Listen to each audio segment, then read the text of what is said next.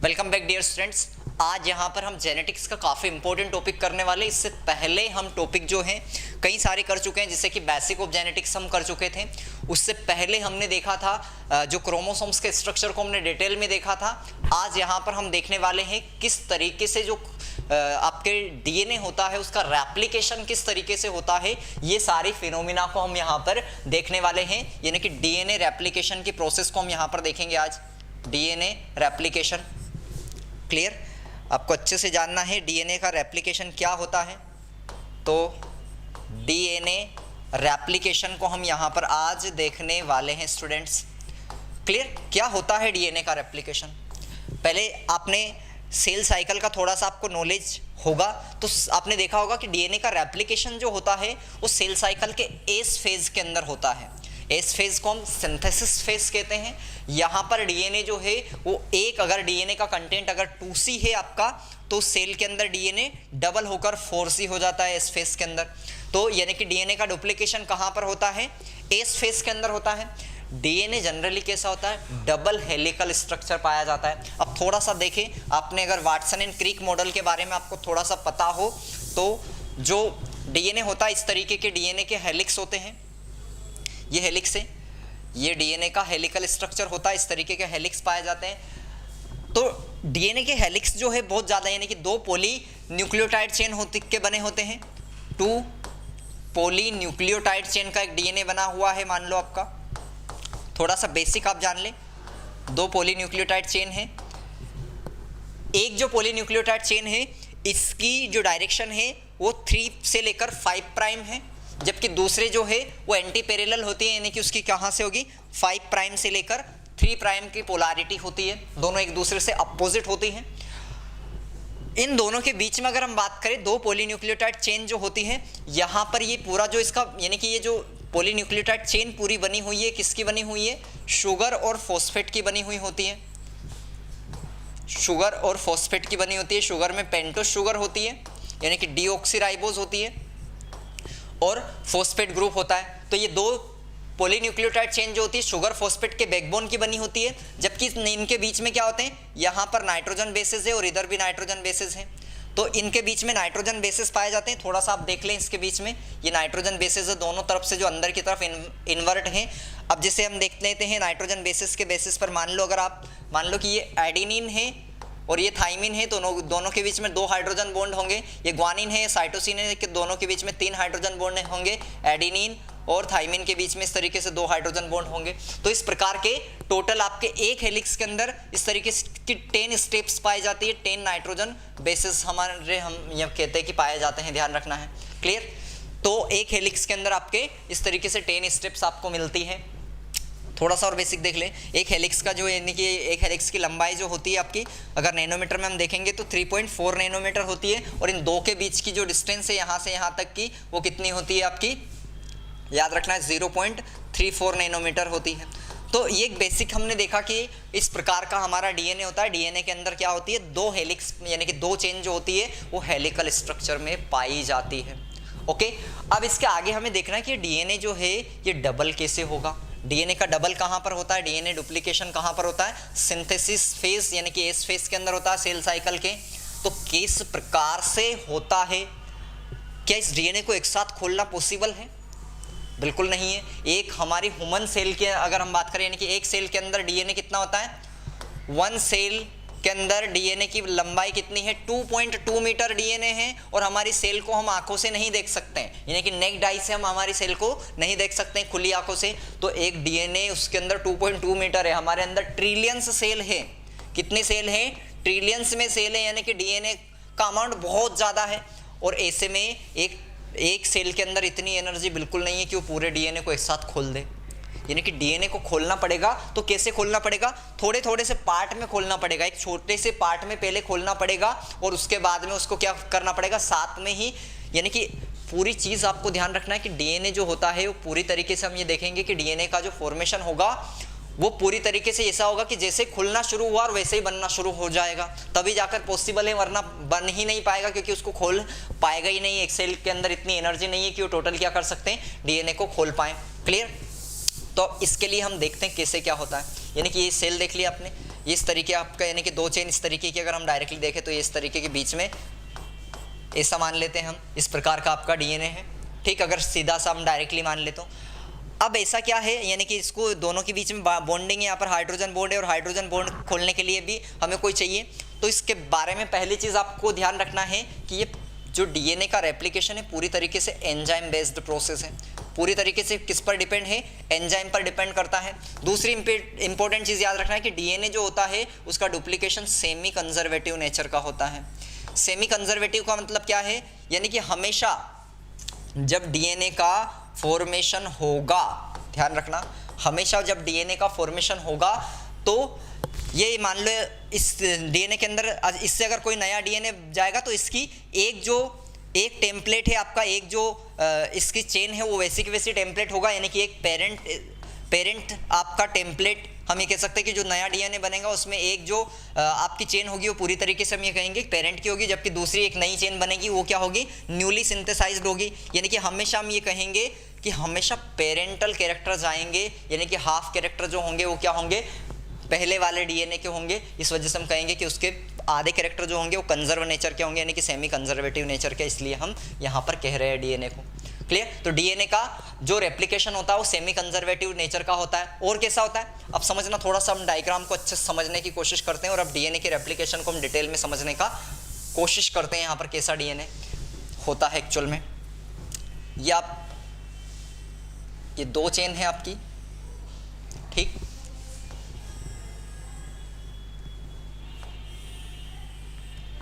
ये डीएनए की चेन है, इसको हमने खोल दिया है।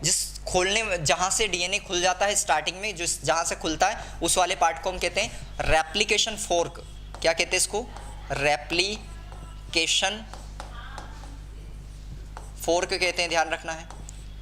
तो इस वाले पार्ट को रेप्लिकेशन फोर्क कहा जाता है, अच्छे से याद रखना, एग्जाम में सभी चीजें पूछी जाती है आपसे। तो रेप्लिकेशन फोर्क वाला पार्ट है यहाँ पर, ये रेप्लिकेशन फोर्क होता है जहां से डीएनए खुलना शुरू होता है। कौन डीएनए को खोलने का काम करता है? डीएनए को खोलने का काम कौन करता है? पहले ये याद रख ले, पोलैरिटी इसमें कौन सी है, ये 3 से लेकर 5 प्राइम पोलैरिटी है, ये जो है आपकी 5 से लेकर 3 प्राइम पोलैरिटी है। ठीक, इस तरीके से आपका डीएनए है। ओके, हमेशा आपको याद रखना है, यानी कि डीएनए का जो फॉर्मेशन होता है, पहली चीज यहाँ पर इन डीएनए को खोलने का काम कौन करता है? यहाँ पर खोलने वाला एंजाइम कौन होता है जो उसको खोलने का काम करता है? उसका नाम क्या है? अच्छे से याद रखना है, हेलिकेज। नाम क्या होता है?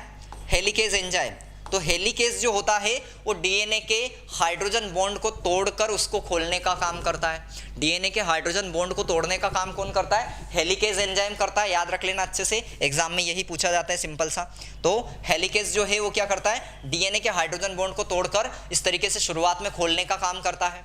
ओके, अब इसके बाद में, क्योंकि जैसे हम किसी रस्सी को खोलते जाएंगे तो उसमें आगे क्या होने लग जाते हैं, और कोइलिंग बढ़ती जाती है। तो कोई ऐसा चाहिए हमें जो कोइलिंग को और आगे भी क्या करता जाए, खोलता जाए, उस कोइलिंग को आगे भी क्या कर सकता जाए, अनवाइंड करता जाए। तो इस वजह से यहाँ पर इस जगह पर इंपॉर्टेंट एंजाइम पाए जाते हैं जिनको हम क्या कहते हैं, याद रखना, इनको हम कहते हैं टोपोआइसोमरेज। टोपोआइसोमरेज, ये टोपोआइसोमरेज जो होता है इसका मेन काम क्या होता है? इस डीएनए की जो और कोइलिंग जो आ रही है उसको भी खोलना और साथ में धीरे धीरे डीएनए की कोइलिंग को खोलते जाना, यानी कि ये जो वापस से बाइंडिंग होती है उसको रोकने का काम करता है। इस टोपोआइसोमरेज का एक इंपॉर्टेंट एंजाइम, एक ग्रुप है टोपोआइसोमरेज, इसका एक इंपॉर्टेंट एंजाइम है जिसको हम कहते हैं डीएनए गायरेज। क्या कहते हैं इसको? डीएनए गायरेज कहते हैं। ये क्या करता है? कोइलिंग को अनवाइंड करने का काम करता है। क्लियर? तो डीएनए गायरेज इसके अंदर आपको याद रखना है। और क्या है आपको ध्यान रखना है यहाँ पर, यानी कि साथ में ही अब और कई सारे एंजाइम्स जरूरी हैं। जैसे ही अब आपने खोल दिया है तो यहाँ पर आपको तुरंत यहाँ पर क्या करना है, इसको बनाना पड़ेगा, नए टेम्पलेट को बनाना पड़ेगा। तो इस 3 से 5 प्राइम में आपका क्या होगा, यानी कि अगली इसके अपोजिट डायरेक्शन में 5 से लेकर 3 प्राइम में आपका डीएनए बनना शुरू होगा। इस जगह से 5 से लेकर 3 प्राइम में डीएनए बनेगा और ये बनाने का काम कौन करता है? जो सबसे इंपॉर्टेंट एंजाइम है आपका डीएनए पॉलीमरेज। क्या नाम होता है इसका? DNA polymerase. और क्या कहते हैं इसको? DNA dependent DNA polymerase. DNA dependent DNA polymerase क्यों कहते हैं? क्योंकि डीएनए की एक चेन से वो क्या कर रहा है, एक टेम्पलेट से नया डीएनए की टेम्पलेट को बना रहा है, इसलिए इसको क्या कहते हैं? डीएनए डिपेंडेंट डीएनए पॉलीमरेज कहते हैं, ध्यान रखना। तो डीएनए पॉलीमरेज जो होता है वो डीएनए को बनाने का काम करता है, यहाँ पर याद रखना है। तो ये डीएनए डिपेंडेंट डीएनए पॉलीमरेज जो डीएनए को बनाने का काम कर रहा है, यहाँ पर जो आपका मेन जो आपका होता है, ध्यान रखना, डीएनए पॉलीमरेज जो होता है क्या करता है? बनाने का काम करता है। साथ में ही क्या चाहिए यहाँ पर, क्योंकि ये जो कोइलिंग हो गई है, इसको साथ में एक ऐसा एंजाइम या प्रोटीन भी चाहिए जो इसको क्या करे? बांध के रखे, इस तरीके से इन कोइलिंग को पकड़ के रखे, ताकि ओ डबल से कोइलिंग जहाँ से खुल चुकी है वहाँ पर ना हो। तो उसको करने का काम कौन करता है? एसएसबी प्रोटीन होता है, एसएसबी। क्लियर? एसएसबी प्रोटीन होता है सिंगल स्ट्रैंडेड बाइंडिंग प्रोटीन जिसे हम कहते हैं। तो एसएसबी प्रोटीन जो होता है वो क्या करता है? इसको बाइंड करने का काम करता है, इनको डबल से नहीं बाइंड होने देता है, यानी कि इनको रोकने का काम करता है। दो जो चेन खुल चुकी है उसको डबल से बाइंड नहीं होने देता है, ध्यान रखना, एसएसबी। क्लियर? तो डीएनए डिपेंडेंट डीएनए पॉलीमरेज हमेशा 5 से लेकर 3 प्राइम में डायरेक्शन में काम करता है। इस वजह से इस वाले स्ट्रैंड पर क्या होता है? लगातार क्या होती है? कंटीन्यूअस सिंथेसिस होती है। इस वाले एंड पर कंटीन्यूअस सिंथेसिस होती है। जो 3 से 5 प्राइम है हमारा, उस दर कंटीन्यूअस सिंथेसिस होती है। क्लियर? इस वजह से इसको क्या कहते हैं? लीडिंग, यानी कि लीडिंग स्ट्रैंड कहते हैं, ध्यान रखना। इस वजह से इस स्ट्रैंड को क्या कहा जाता है? लीडिंग स्ट्रैंड कहा जाता है। ओके, इस वजह से इस स्ट्रैंड को लीडिंग स्ट्रैंड कहा जाता है। वहीं पर इधर साइड स्ट्रैंड जो आपका 5 से लेकर 3 प्राइम है, इसमें क्या होता है? यहाँ पर डीएनए जो होता है वो प्रॉपर तरीके से उसको जगह नहीं मिल पाती, यानी कि वो कंटीन्यूअस सिंथेसिस नहीं कर पाता है। इस तरीके से धीरे धीरे क्या होती है? यानी कि डिसकंटीन्यूअस सिंथेसिस होती है। इस वजह से इस वाले इधर साइड क्या होती है? डिसकंटीन्यूअस सिंथेसिस होती है, इसलिए इसको हम क्या कहेंगे? Discontinuous synthesis. पहले वाला डिसकंटीन्यूअस सिंथेसिस होती है, यहाँ पर डिसकंटीन्यूअस सिंथेसिस होती है। और इस वाले स्ट्रैंड को हम क्या कहते हैं? लेगिंग स्ट्रैंड कहते हैं। इस वाले को क्या कहेंगे? लेगिंग स्ट्रैंड, ध्यान रखना है, लेगिंग स्ट्रैंड कहते हैं इस वाले स्ट्रैंड को। ओके, तो इधर साइड डिसकंटीन्यूअस सिंथेसिस होती है और इसको लेगिंग स्ट्रैंड हम कहते हैं। अब ये यहाँ पर डीएनए टुकड़ों टुकड़ों में बन रहा है, तो इस टुकड़े टुकड़े वाले डीएनए को जोड़ने वाले एंजाइम्स भी चाहिए ताकि इनको जोड़ पाएं। तो बाद में इनको जोड़ने का काम कौन करते हैं? डीएनए के लाइगेज एंजाइम, यानी कि डीएनए लाइगेज एंजाइम जो होते हैं उनको जोड़ने का काम करते हैं। तो ये आपके कौन है? डीएनए लाइगेज, ध्यान रखना। डीएनए लाइगेज इनको क्या करता है? ये डिसकंटीन्यूअस सिंथेसिस हो रही है, इन डीएनए के फ्रेगमेंट्स को जोड़ने का काम करते हैं। इसलिए इन डीएनए के फ्रेगमेंट्स को हम क्या कहते हैं? इन डीएनए के फ्रेगमेंट्स को हम क्या कहते हैं? ओकाजाकी फ्रेगमेंट भी कहते हैं, ध्यान रखना। जो टुकड़े में हो रहे हैं इनको हम क्या कहते हैं? ओकाजाकी। साइंटिस्ट का नाम है ओकाजाकी, उन्होंने किया था इसलिए ओकाजाकी फ्रेगमेंट नाम दे दिया था इसको। तो इनको हम क्या कहते हैं? ओकाजाकी फ्रेगमेंट्स भी कहते हैं। क्लियर? तो यहाँ पर ओकाजाकी फ्रेगमेंट्स भी इनको कहा जाता है। जो डीएनए पॉलीमरेज एंजाइम होता है ये भी कई तरीके का होता है। डीएनए पॉलीमरेज फर्स्ट होता है, डीएनए पॉलीमरेज सेकंड होता है, डीएनए पॉलीमरेज थर्ड होता है। डीएनए पॉलीमरेज फर्स्ट जो होता है वो क्या करता है? रिपेयरिंग का काम करवाता है। डीएनए पॉलीमरेज सेकंड का इतना काम ज़्यादा है नहीं। डीएनए पॉलीमरेज थर्ड जो होता है, ध्यान रखना, उसका मेन काम होता है डीएनए का रेप्लिकेशन करवाना। तो डीएनए पॉलीमरेज थर्ड जो है वो सबसे इंपॉर्टेंट एंजाइम्स होता है जो डीएनए का काम करता था। यहाँ पर क्या होगी? देखो बार बार सिंथेसिस रुक जाती है, तो कोई ऐसा चाहिए जो लगातार डायरेक्शन दे पाए इसको, डीएनए पॉलीमरेज एंजाइम को डायरेक्शन दे पाए कि आपको इस तरह से काम करना है। तो वो एंजाइम कौन होता है? आरएनए प्राइमर, हमारा आरएनए प्राइमेस कहते हैं या फिर आरएनए प्राइमर हम उनको कहते हैं। तो आरएनए प्राइमर जो होता है यहाँ पर क्या करता है? डायरेक्शन देने का काम करता है। ओके, क्लियर हुई? ये सारी चीज़ें समझ में आई क्या क्या है यहाँ पर? एक बार और शॉर्ट में समझ ले सारी चीज़ें क्या हुई है। यानी कि डीएनए का जो रेप्लिकेशन है पूरी तरीके से एंजाइम बेस्ड प्रोसेस होती है। ठीक, यानी कि यहाँ पर कौन डीएनए पॉलीमरेज, जैसे कि आपने देखा कि पहला डीएनए पॉलीमरेज एंजाइम जो होता है वो डीएनए को चेन को बनाने का काम करता है, नए टेम्पलेट को बनाने का काम कौन करता है? डीएनए पॉलीमरेज एंजाइम करता है। वहीं अगर हम बात करें, ये 5 से लेकर 3 प्राइम में डायरेक्शन में काम करता है, हमेशा ध्यान रखना है। लीडिंग स्ट्रैंड की अगर हम बात करें तो एक तरफ जो 3 से लेकर 5 प्राइम है वहाँ पर कंटीन्यूअस सिंथेसिस होती है, उसको हम लीडिंग स्ट्रैंड कहते हैं। जबकि एक तरफ जो आपका 5 से 3 प्राइम है उधर डिसकंटीन्यूअस सिंथेसिस होती है और उसको हम लेगिंग स्ट्रैंड कहते हैं। क्लियर? यहाँ पर छोटे छोटे फ्रेगमेंट्स में डीएनए बनता है जिनको हम ओकाज़ाकी फ्रेगमेंट्स कहते हैं, और बाद में डीएनए लाइगेज एंजाइम जो होता है उनको जोड़ने का काम करता है। यहाँ पर कितने प्रोटीन्स होते हैं? एक प्रोटीन ऐसा होता है जो बांधने का काम करता है कि जो धागा खुल चुका है वो डबल से क्या ना हो, उसके अंदर कोइलिंग ना हो, तो एसएसबी होता है, सिंगल स्ट्रैंडेड बाइंडिंग प्रोटीन, वो उसको रोकने का काम करता है। टोपो आइसोमरेज जो होता है लगातार आगे खुलवाने का काम करता है, इन जो हेलिक्स है उसको खुलवाने का काम करता है, जिसका इंपॉर्टेंट एंजाइम है डीएनए गायरेज। और साथ में ध्यान रखना है हेलिकेस क्या करता है? हाइड्रोजन बॉन्ड को तोड़ने का काम करता है। ये जो हमारा जहां से डीएनए खुलता पहला स्टार्टिंग में उसको हम रेप्लिकेशन फोर्क कहते हैं, और जहां से डीएनए बनना शुरू होता है उस पॉइंट को कहा जाता है ORI। ध्यान रखना, ORI ओरिजिन ऑफ रेप्लिकेशन इसको कहते हैं। ORI पॉइंट कहा जाता है, ORI या फिर ओरिजिन ऑफ रेप्लिकेशन, ये ध्यान रखना। ऐसे ऐसे टर्म है जो आपसे पूछे जाते हैं। क्लियर है यहाँ तक सारी चीजें? अब यहाँ पर कुछ चीजें इंपॉर्टेंट आपसे क्वेश्चन किस तरीके के पूछे जाते हैं वो ध्यान रखना है थोड़ा सा। नीट के अंदर कैसे क्वेश्चन यहाँ से आते हैं और किस टाइप के क्वेश्चन पूछे जाते हैं। आपसे पूछा जाता है कि डीएनए का जो सिंथेसिस है यानी कि रेप्लिकेशन है किस तरीके की प्रोसेस है, तो ध्यान रखना। पहला क्या पता चला? सेमी कंजर्वेटिव नेचर का होता है। सेमी कंजर्वेटिव यानी कि एक टेम्पलेट जो होगा हमेशा क्या होगा? पेरेंटल होगा, जबकि एक नया बनेगा, तो सेमी कंजर्वेटिव नेचर का है, ध्यान रखना। सेमी कंजर्वेटिव नेचर का है। जबकि दूसरा है आपका कैसा होता है? डिसकंटिन्यूअस सिंथेसिस होती है, ध्यान रखना है। डिसकंटिन्यूअस सिंथेसिस होती है यानी कि एक तरफ कंटिन्यूअस है और एक तरफ आपके क्या है? डिसकंटिन्यूअस होती है। तो ये कुछ चीजें आपको ध्यान रखना, इससे रिलेटेड आपसे क्वेश्चन पूछे जाते हैं। ओके,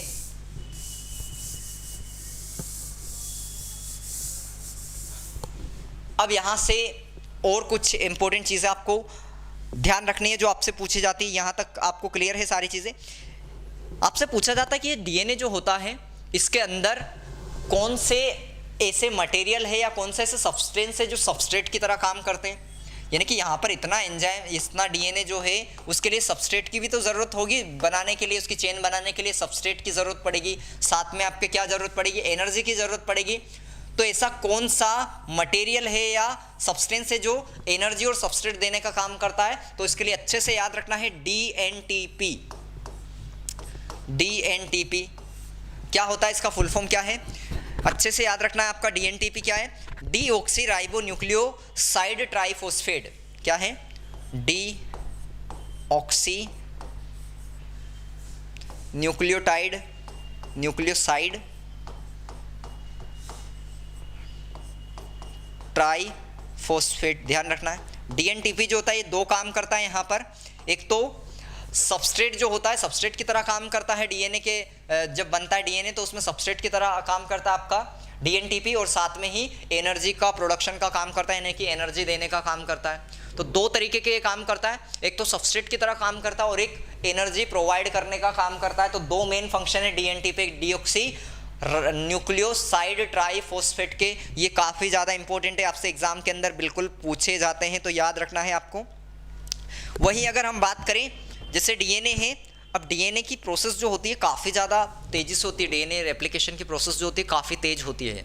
जैसे कि हम इकोलाई बैक्टीरिया का एग्जांपल ले तो उसके अंदर लगभग 18 मिनट के अंदर डीएनए रेप्लिकेशन की प्रोसेस जो होती है काफ़ी ज़्यादा यहाँ पर तेज़ी से होती है। यानी कि उसके अंदर एक डीएनए जो होता है लगभग कितना, एक डीएनए के अंदर कितने होते हैं? उसमें 4.6 × 10⁶ बेस पेयर होते हैं। एस्चेरिया कोलाई के अंदर कितना होता है? 4.6 × 10⁶ बेस पेयर होते हैं। यानी कि ये आपका लगभग 18 मिनट में डीएनए वहाँ पर बन जाता है। इतनी तेज़ी से यहाँ पर आपके डीएनए रेप्लिकेशन की प्रोसेस सेल के अंदर होती है। तो काफ़ी ज़्यादा तेज तो होती है, साथ में तेज के साथ साथ कैसी होती है?